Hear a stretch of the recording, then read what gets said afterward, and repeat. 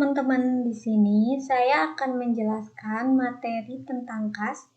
Materi ini adalah materi dari dosen saya sebagai tugas yang harus saya presentasikan. Semoga teman-teman bisa memahami apa yang saya jelaskan ya. Selamat menyaksikan.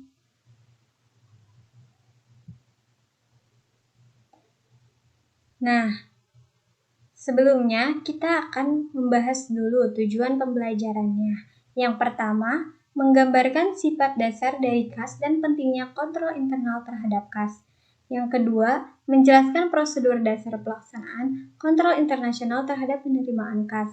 Yang ketiga, menjelaskan prosedur dasar pelaksanaan kontrol internal terhadap pembayaran kas, termasuk penggunaan sistem dengan tanda bukti atau voucher system. Yang keempat, menggambarkan sifat dasar akun bank dan penggunaannya dalam mengontrol kas. Yang kelima, menyiapkan rekonsiliasi bank dan membuat jurnal terkait. Yang keenam, pencatatan transaksi kas dalam jumlah kecil menggunakan dana kas kecil atau petty kas. Yang ketujuh, menggambarkan bagaimana kas disajikan dalam neraca. Yang terakhir, atau yang kedelapan, menghitung dan menginterpretasikan rasio kas terhadap hutang lancar. Selanjutnya, kita langsung masuk ke materi kontrol terhadap kas. Banyak perusahaan membutuhkan beberapa akun kas untuk mencatat kategori dan dana kas yang berbeda. Kebanyakan perusahaan mempunyai berbagai akun bank. Nama untuk setiap akun bank seharusnya kas di bank atau nama bank.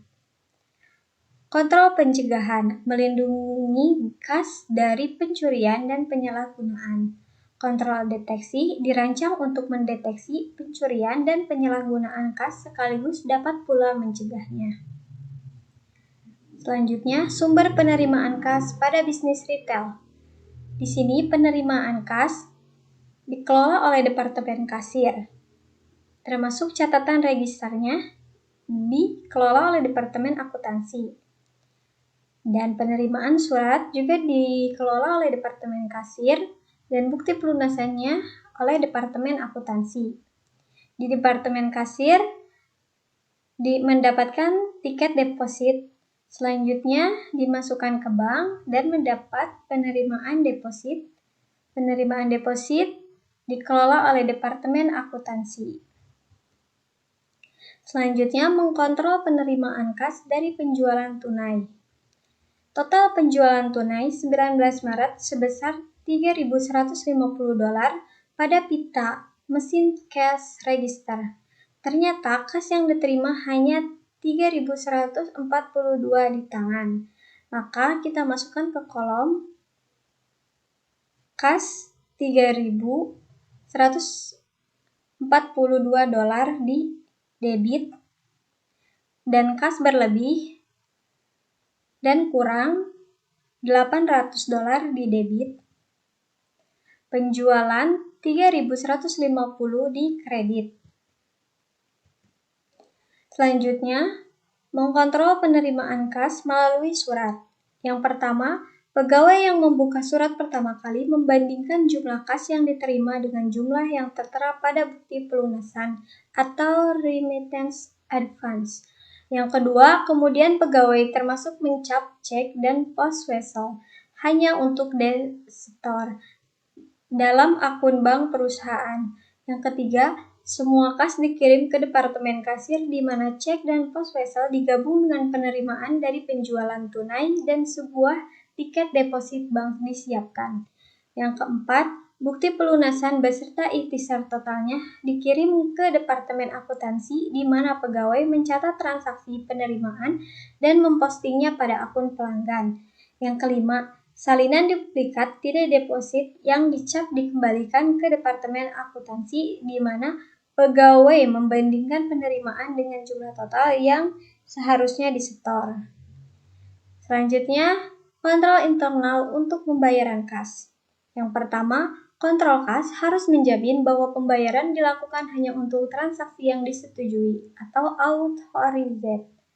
Yang kedua, kontrol kas seharusnya dapat meyakinkan bahwa kas digunakan dengan efisien. Yang ketiga, Sistem dengan tanda bukti atau voucher system menjamin bahwa apa yang dibayar sesuai dengan yang diminta, diterima, dan ditagih oleh pemasok.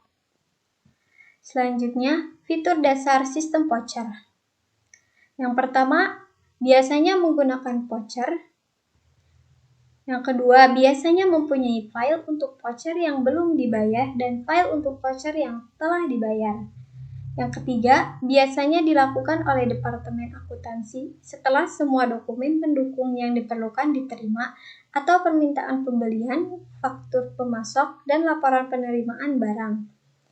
Selanjutnya, yang keempat, dalam membuat voucher, pegawai bagian piutang memverifikasi kuantitas, harga, dan keakuratan matematis dokumen pendukung dan menyimpan voucher yang telah dibayar.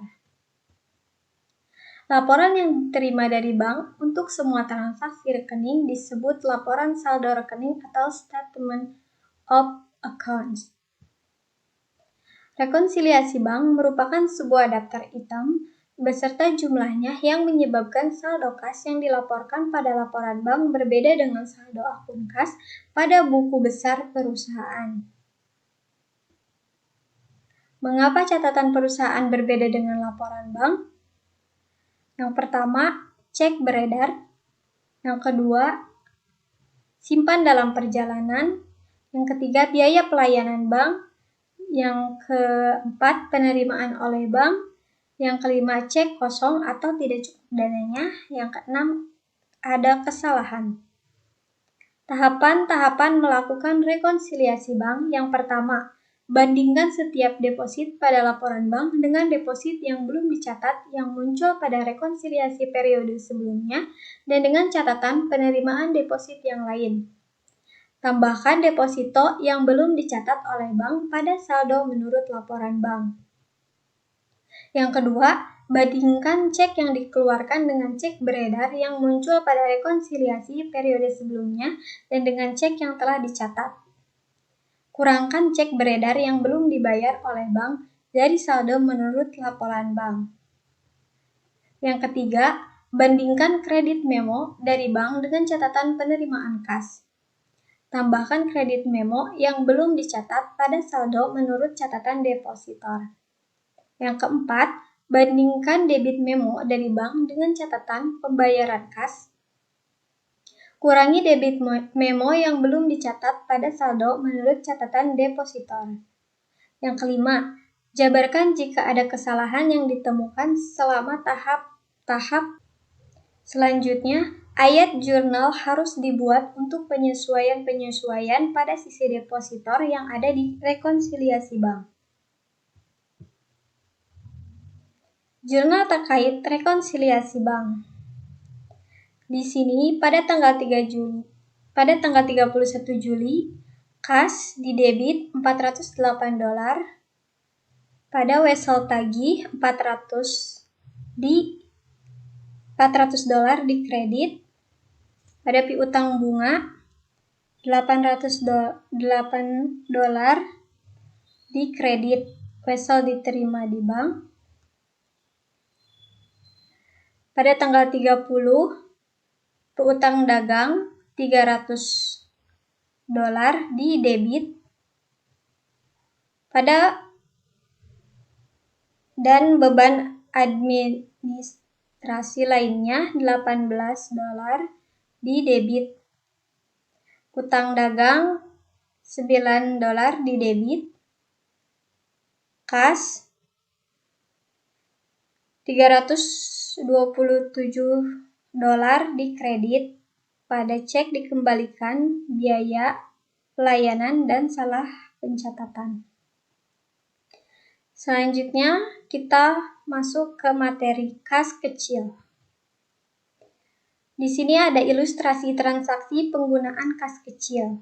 1 Agustus mengeluarkan cek nomor 511 sebesar $100 untuk pembuatan dana kas kecil. Maka kita masukkan ke dalam tabel 1 Agustus kas kecil sebesar $100 di debit. Pada kas $100 di kredit. Selanjutnya, akhir Agustus, kas kecil telah digunakan untuk pengeluaran berikut. Perlengkapan kantor $28, materai atau perlengkapan kantor 22, perlengkapan toko $32, dan biaya administrasi lain $3. Di sini kita masukkan perlengkapan kantor di debit $50, perlengkapan toko $35 di debit, beban administrasi lainnya $3 di debit. Pada kas 88, pengisian kembali dana kas kecil. Selanjutnya, analisis dan interpretasi keuangan. Solvabilitas atau solvensi adalah kemampuan perusahaan untuk membayar kewajibannya.